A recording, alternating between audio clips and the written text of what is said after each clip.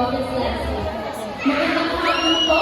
Ako po si April Lizona, 19, from Negros Oriental. And this is Miss Tita Perla de Oriente.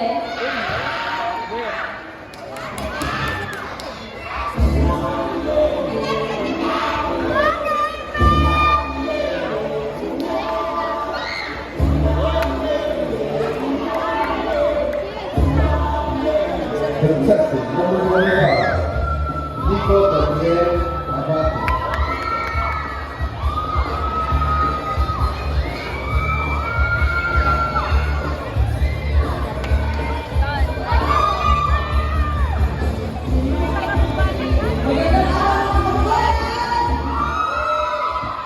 Ako po si Nicola Abate.